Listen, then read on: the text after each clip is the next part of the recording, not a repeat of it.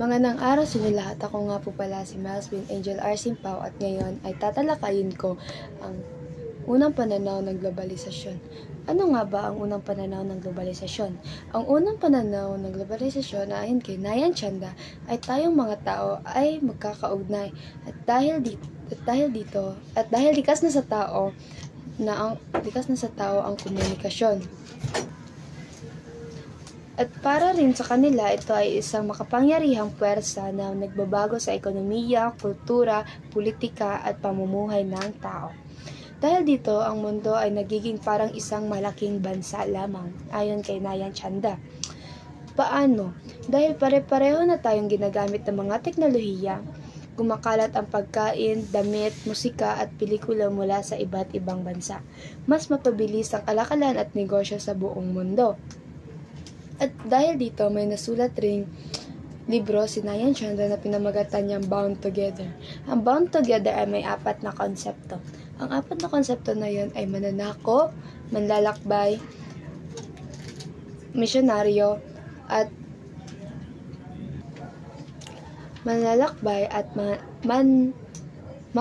mangangalakal. Ang unahin natin ang misyonaryo.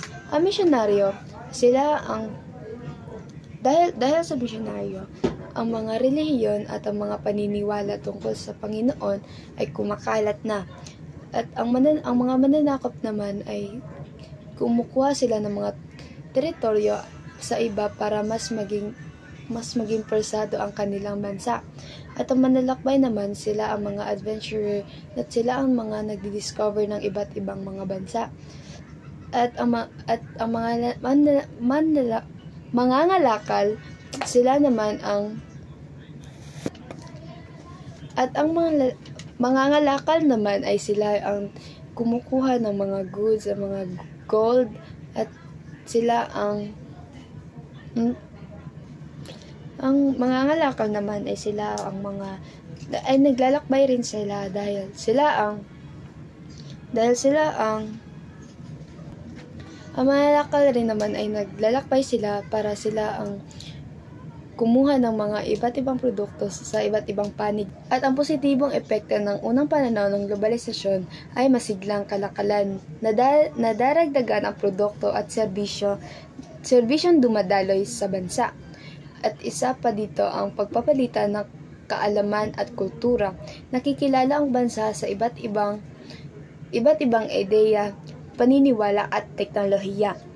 Pag-unlad ng ekonomiya, mas maraming oportunidad sa negosyo at trabaho.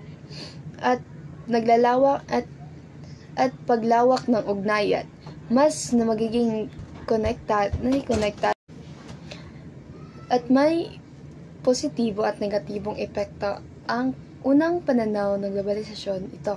At una nating talakayin ang positibong epekto. Isa sa positibong epekto ng unang pananaw ng globalisasyon ang masiglang kalakalan. Nadadaragdagan ang produkto at serbisyong dumadaloy sa bansa. Pagpapalitan ng kaalaman at kultura, nakikilala ang bansa sa iba't ibang ideya, paniniwala at teknolohiya.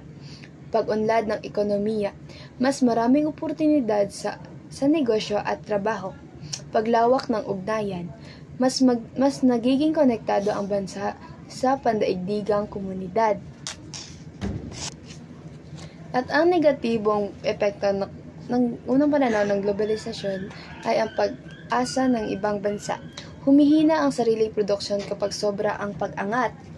Pagkawala ng identity, maaaring matabunan ang sariling kultura dahil sa banyagang impluwensya. Hindi pantay ang benepisyo, dahil mas nakikinabang ang malakas na bansa kaysa sa mahihirap. Panganib ng pananakop o dominasyon, maaaring magagamit ng malakas na bansa para kontrolin ang iba. At yun lamang ang aking pagpaliwanag sa unang pananaw ng globalisasyon.